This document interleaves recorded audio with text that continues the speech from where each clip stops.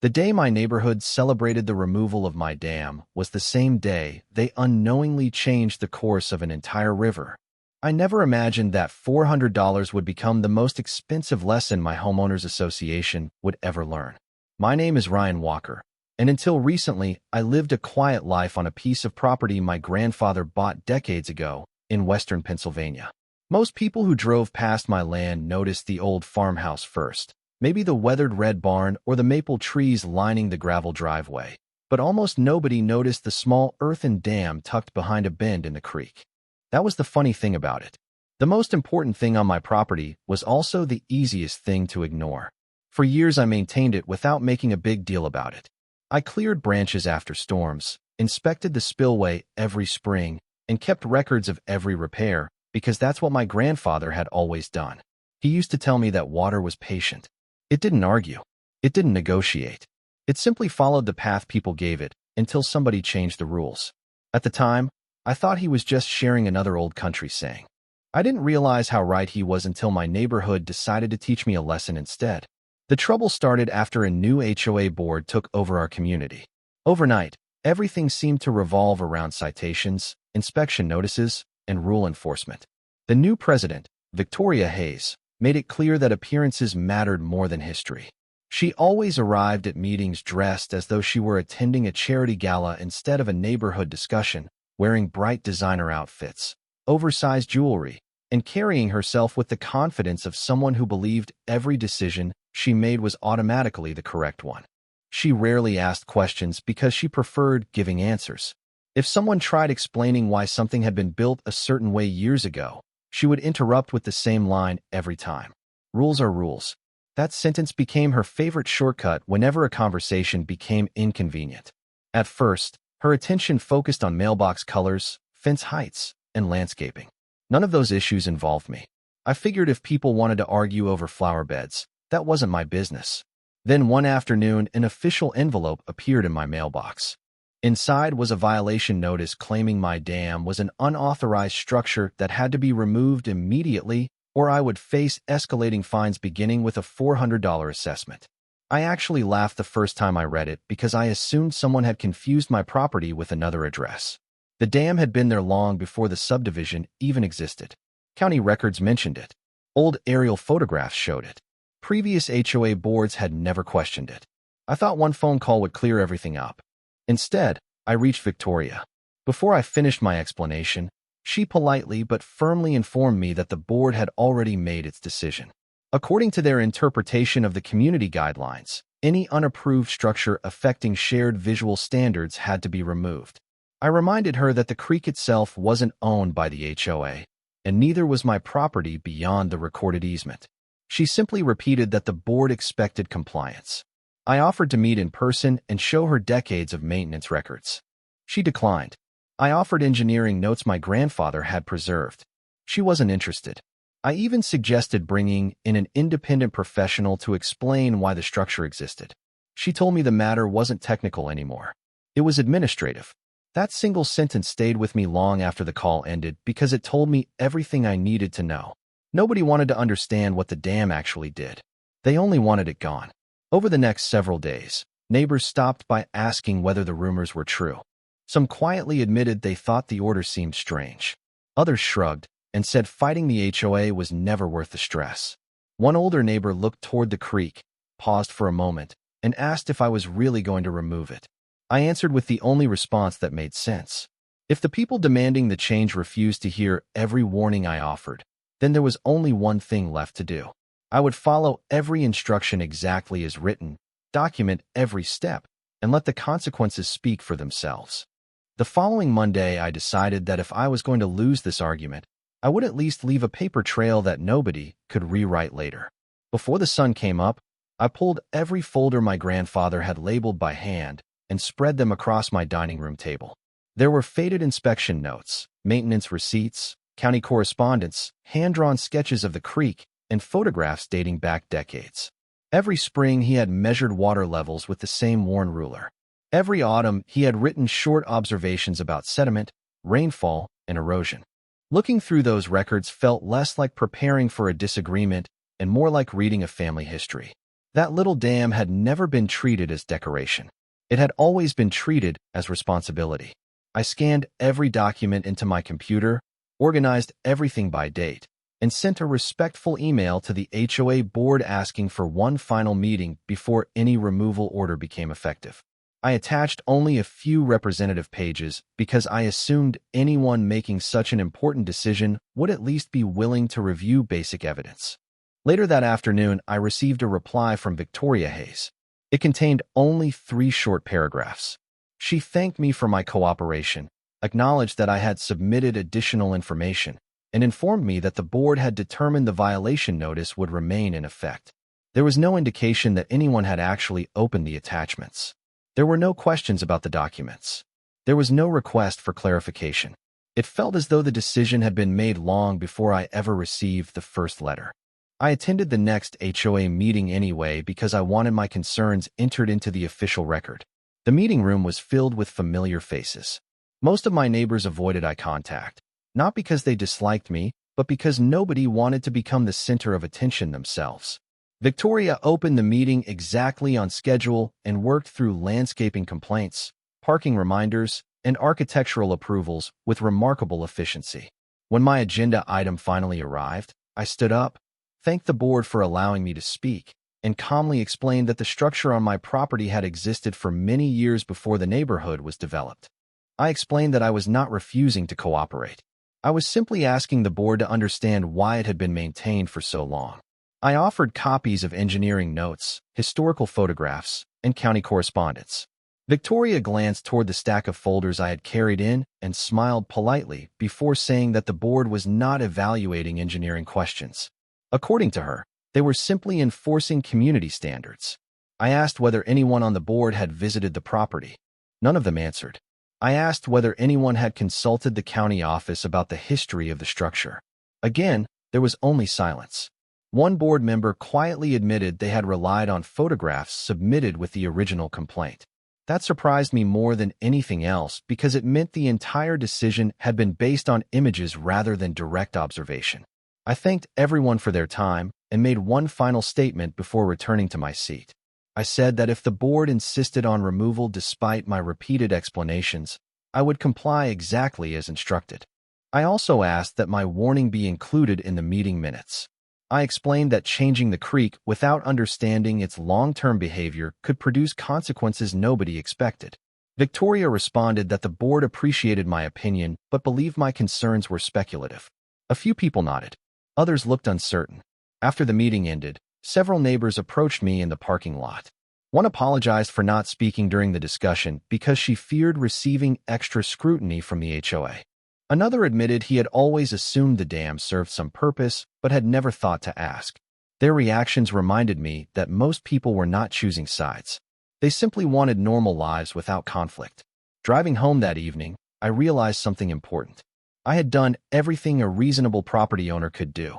I had explained the history, shared the records, requested independent review, and documented every conversation. If the removal still happened, it would no longer be because of misunderstanding. It would happen because the people making the decision believed they already knew enough, and that confidence worried me far more than the violation notice ever had. By the end of the week, I stopped trying to convince anyone that the dam deserved another conversation. Instead, I focused on making sure every single step from that point forward was documented with the same care my grandfather had shown for decades. I contacted the county office to confirm whether I needed any permits before altering the structure on my own property. The clerk listened patiently, reviewed the records tied to my parcel, and explained the process. There were forms to complete, inspections to schedule, and environmental precautions to follow. None of it happened overnight, but every requirement had a checklist, and I intended to follow every one of them. If someone ever questioned what happened later, I wanted the answer to be found in official records rather than memories. During the following days, I hired a licensed contractor who had experience working around streams and drainage systems.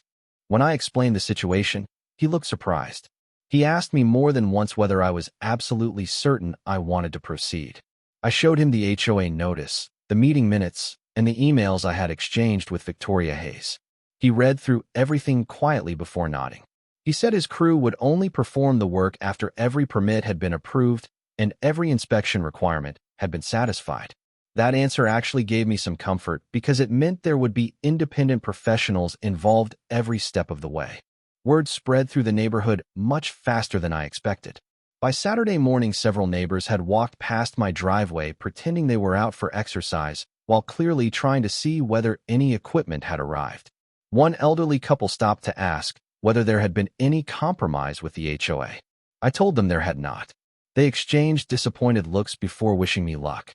Another neighbor admitted that he had voted for the current board because he believed stricter enforcement would improve property values.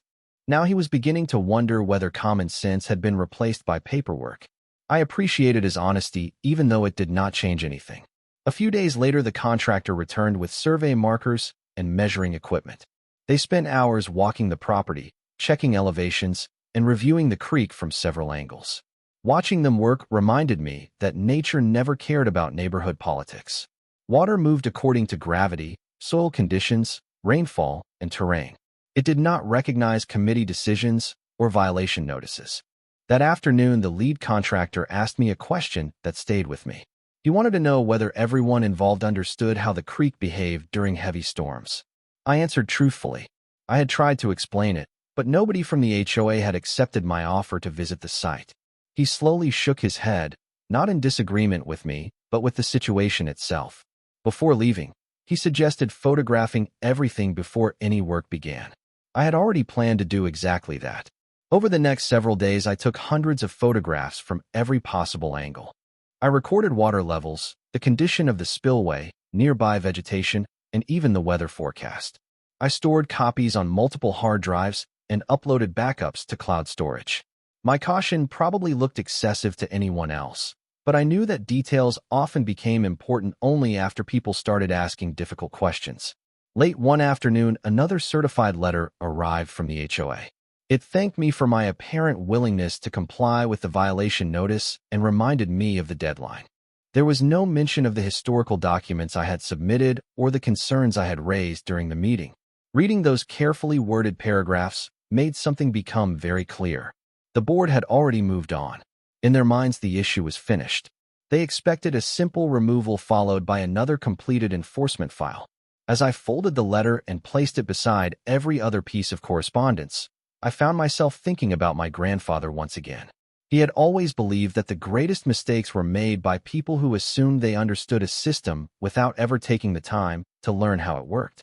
Standing beside the quiet creek that evening, watching the current move steadily beneath the fading sunlight, I realized that within just a few days, everything around me would begin to change, and although I still hoped I was wrong about what might follow, I could no longer ignore the feeling that everyone else was about to discover why some old structures remain in place for reasons that are not immediately obvious. The morning the work began felt almost strangely ordinary. The forecast called for clear skies, a light breeze, and temperatures in the low 70s. Birds were moving through the trees exactly as they always had, and the creek sounded no different than it had the day before. If someone had driven past my property without knowing what was scheduled, they never would have guessed that anything significant was about to happen. The contractor's trucks rolled in just after 8 o'clock. Before anyone unloaded a single piece of equipment, the crew walked the site one final time, comparing their plans with the approved permits and confirming that every required inspection had already been completed. I appreciated their professionalism because it reinforced something I had been trying to demonstrate from the very beginning. Nothing about this process was impulsive. Every step was deliberate, documented, and completed according to the rules. As the equipment was positioned, I noticed several neighbors gathering along the public walking trail overlooking the creek. Some stood quietly with coffee cups in their hands. Others whispered to one another while occasionally glancing toward my property. They were curious, but I could also sense uncertainty.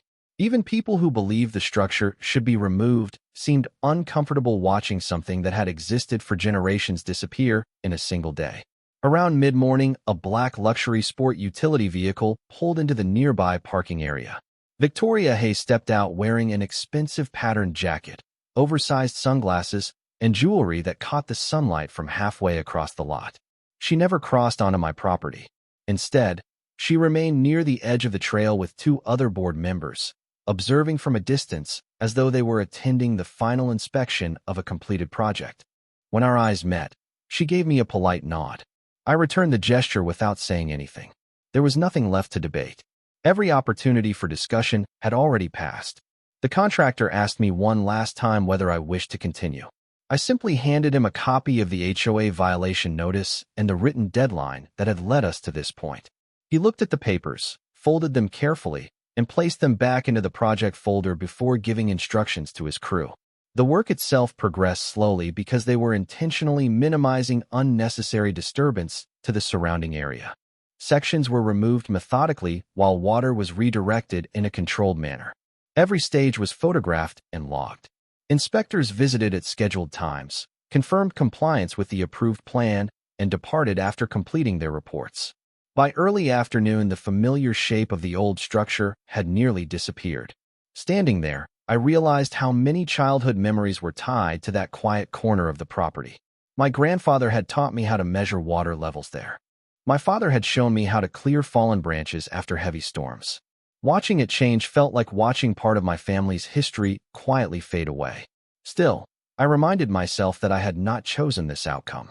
I had simply accepted the only option that remained after every attempt to explain its importance had been dismissed. Victoria appeared satisfied. I overheard one of the board members comment that the creek looked more natural without the old embankment. She smiled in agreement before climbing back into her vehicle.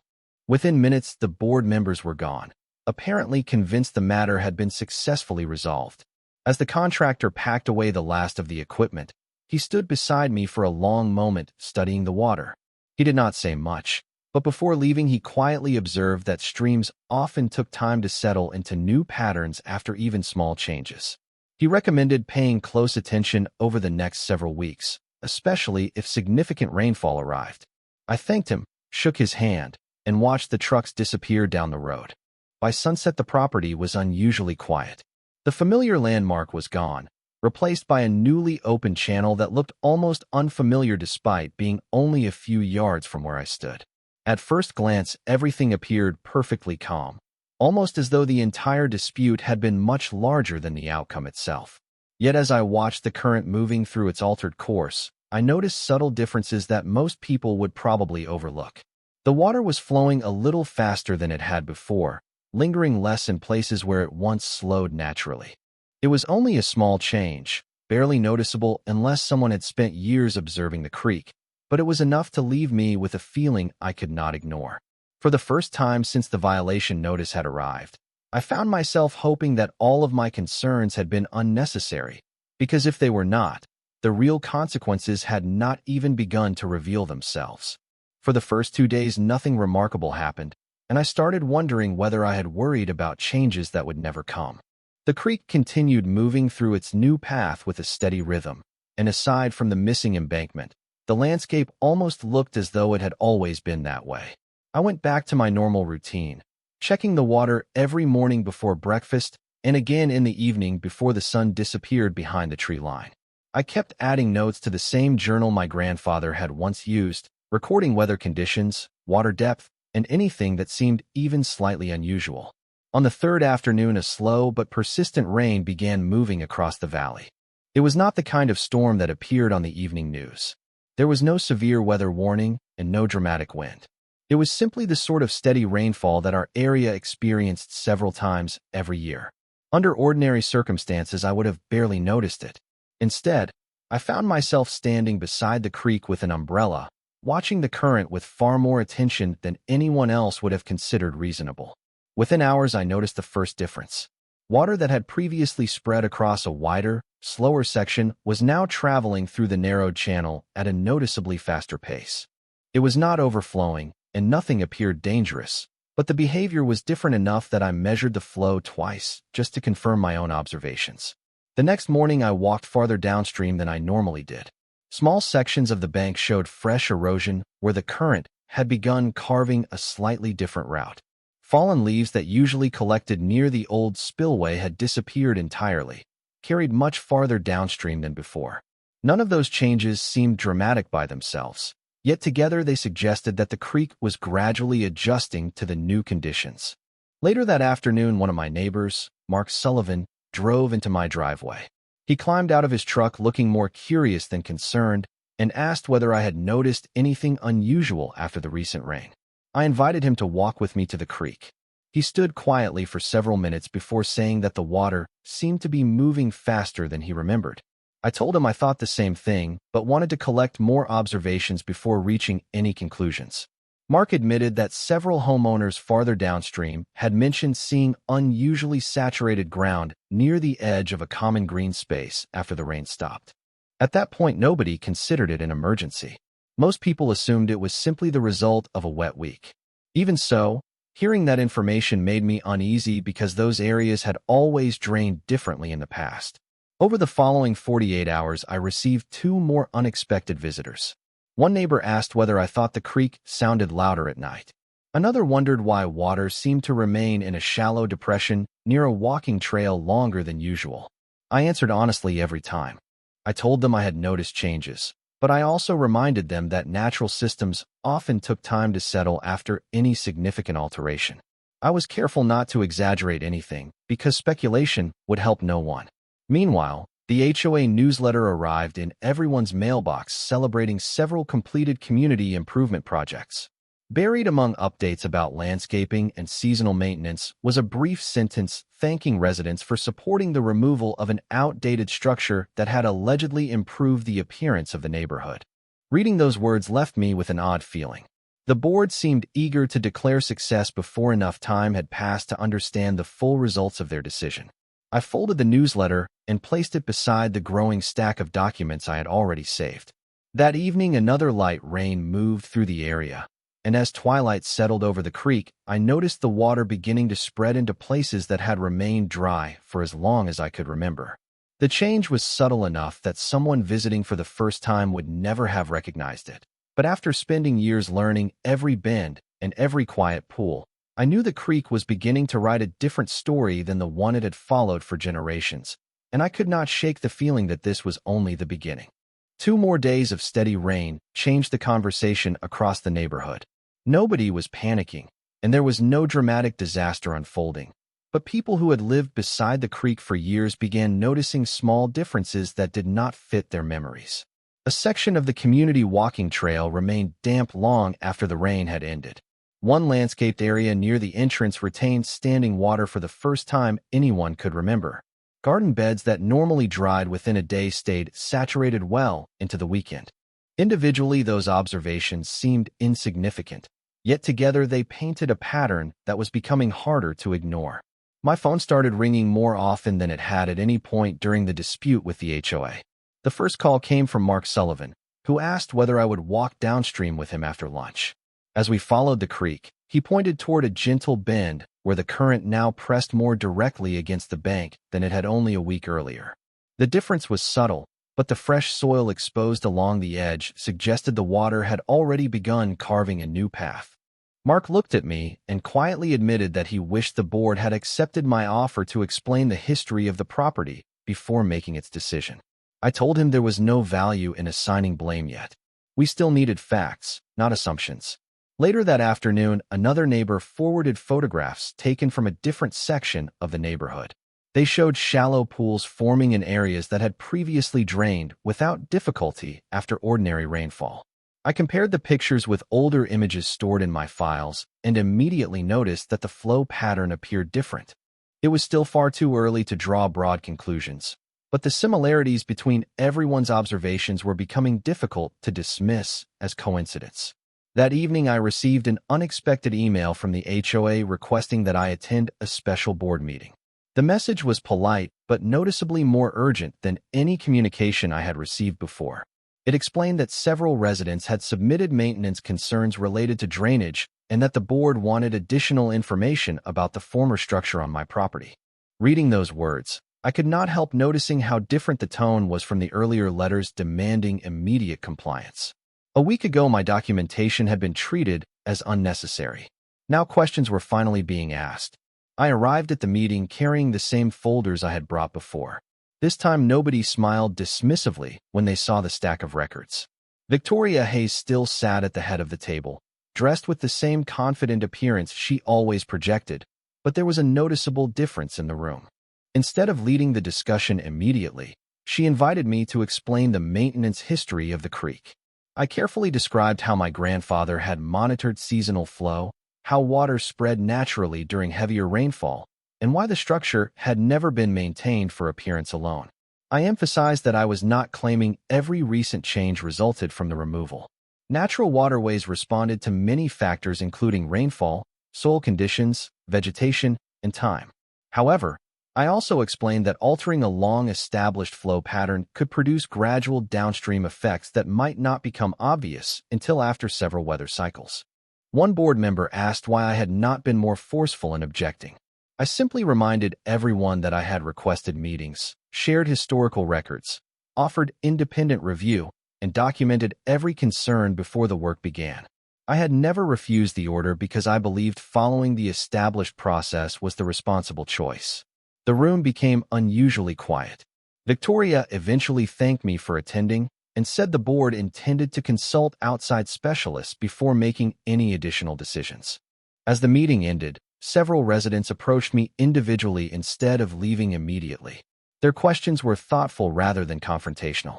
They wanted to understand how waterways behaved over long periods, why older infrastructure sometimes remained in place, and whether anything could still be done to better understand the changes taking place. Walking back to my truck that night, I realized the conversation had finally shifted. The issue was no longer about enforcing a neighborhood rule. It had become an effort to understand a system that many people had assumed was simple until reality reminded all of us that nature rarely follows the same assumptions people write into policy manuals. Over the next week, the neighborhood became unusually quiet, not because the questions had disappeared, but because everyone seemed to be waiting for someone else to provide answers. The outside specialists hired to review the drainage patterns spent several mornings walking along the creek with measuring equipment, cameras, and old survey maps spread across the hoods of their trucks. I stayed out of their way unless they approached me directly. I had no interest in influencing their opinions. At that point, the facts mattered far more than anyone's assumptions, including my own. One engineer eventually asked whether I still had copies of the historical records I had mentioned during the HOA meeting. I nodded, invited the team into my workshop, and placed the same organized binders on the table that had been ignored only weeks earlier.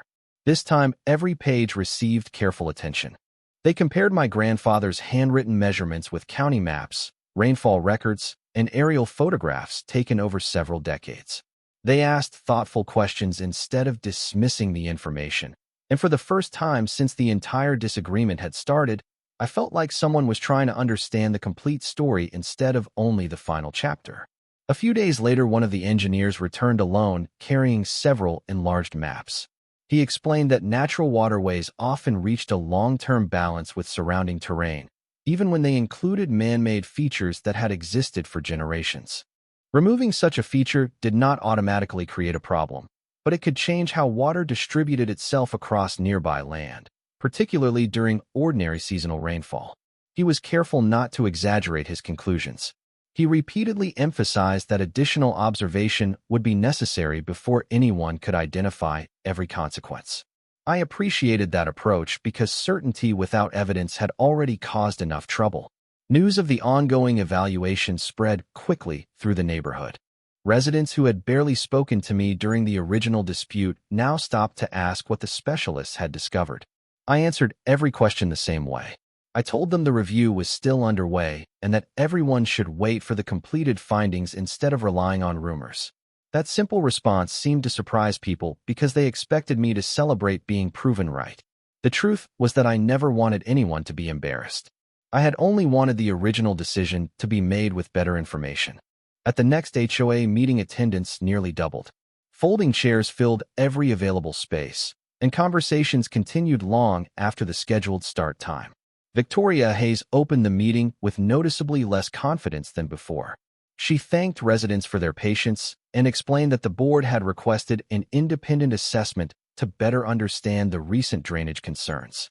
Her voice remained professional, but she no longer spoke with the certainty that had characterized every earlier discussion. When the lead engineer presented a preliminary summary, the room became completely silent. He explained that the removed structure had likely influenced local water movement for many years and that its absence appeared consistent with several of the changes residents had recently reported.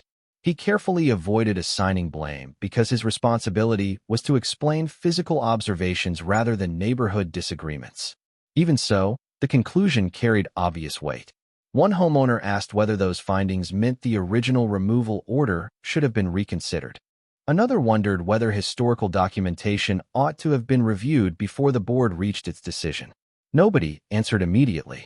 The silence lasted long enough that everyone in the room understood the significance without anyone saying it aloud. After the meeting concluded, Victoria approached me privately. She thanked me for maintaining detailed records and admitted that the board had underestimated the importance of the property's history. It was not a dramatic apology, nor did I expect one. Instead, it sounded like someone recognizing that confidence and understanding were not always the same thing. I accepted her comments politely because there was little value in revisiting old arguments. What mattered now was finding practical solutions based on accurate information.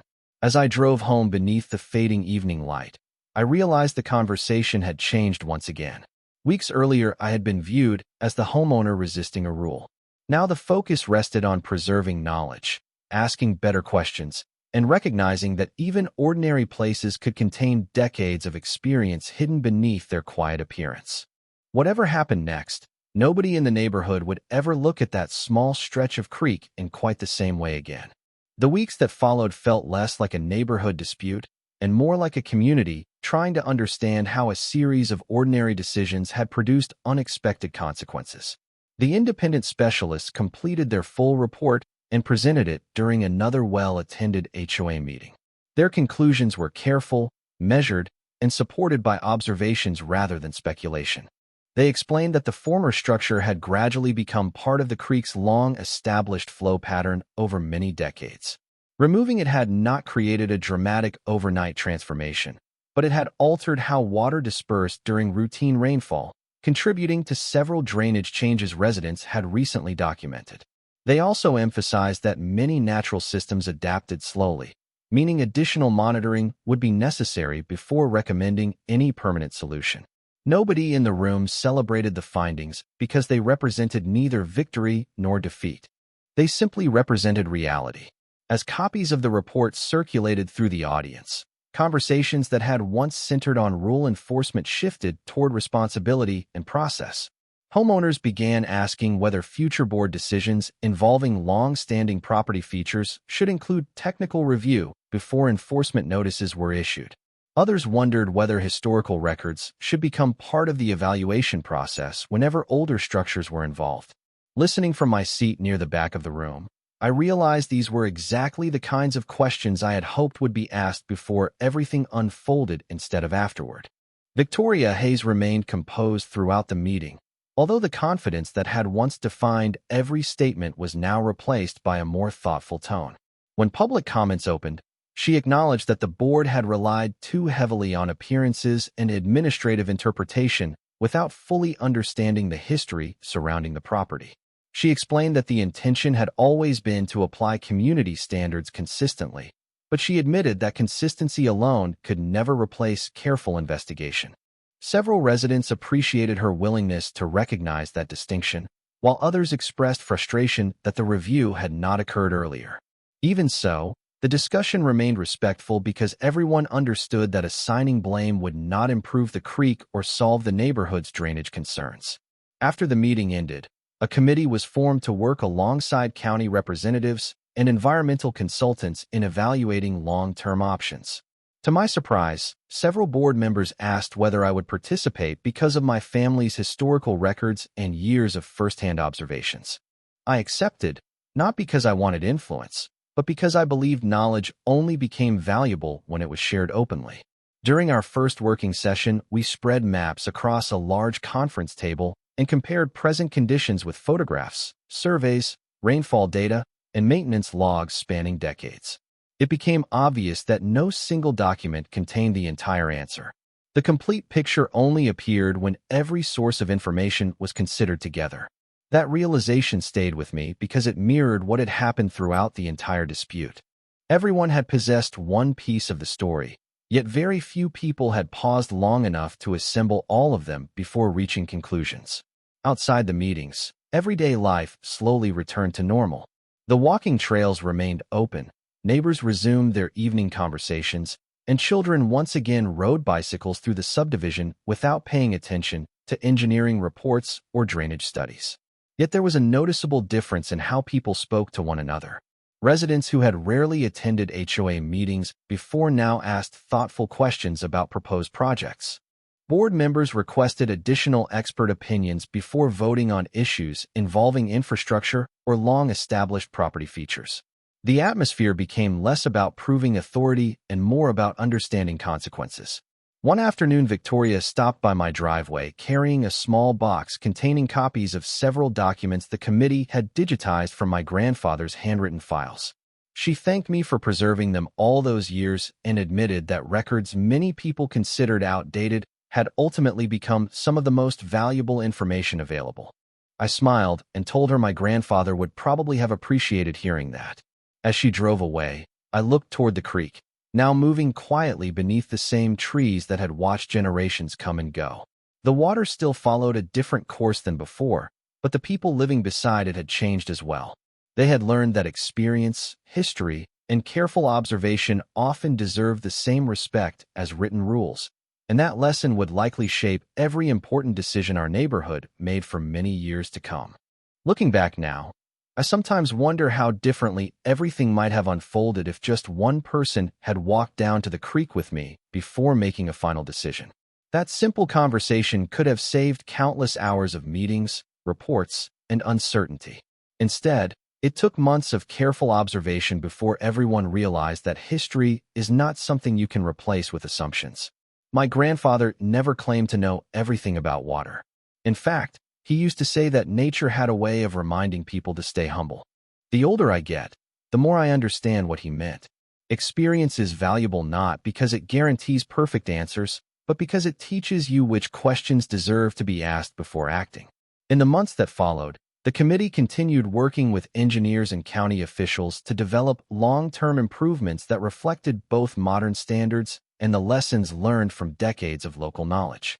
New monitoring procedures were introduced, historical records became part of future reviews, and every proposal involving drainage or shared infrastructure required independent technical input before decisions were finalized. Those changes did not erase what had already happened, but they helped ensure that similar mistakes would be far less likely in the future. My relationship with many of my neighbors also changed in ways I never expected.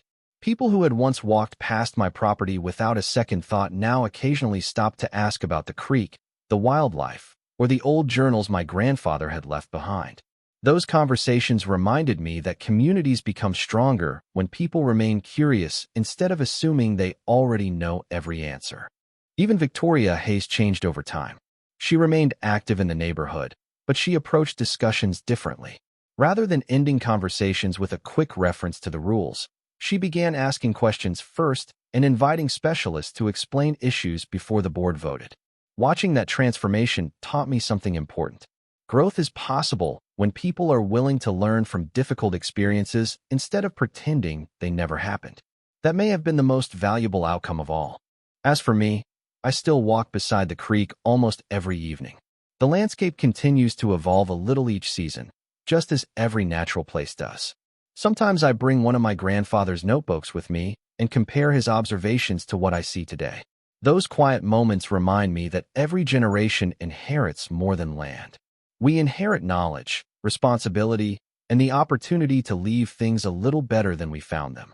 If this experience taught me anything, it is that listening is never a sign of weakness. Taking the time to understand history before making changes is not an obstacle to progress. It is often the foundation that allows progress to succeed.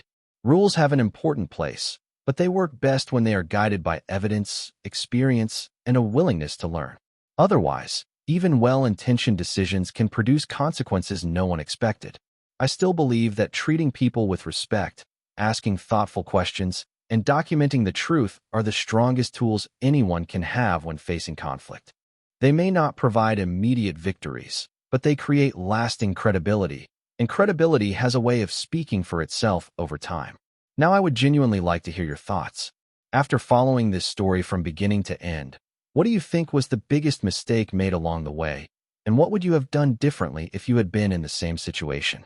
Share your perspective in the comments because I always enjoy reading different viewpoints and learning how others see these kinds of situations. If you enjoyed this fictional story and would like to hear more character-driven narratives about difficult decisions, unexpected consequences, and the lessons people discover along the way, consider subscribing to the channel so you will not miss future stories. Thank you for spending your time here, and I hope this story leaves you with one simple reminder that sometimes the quietest places have the most important stories to tell.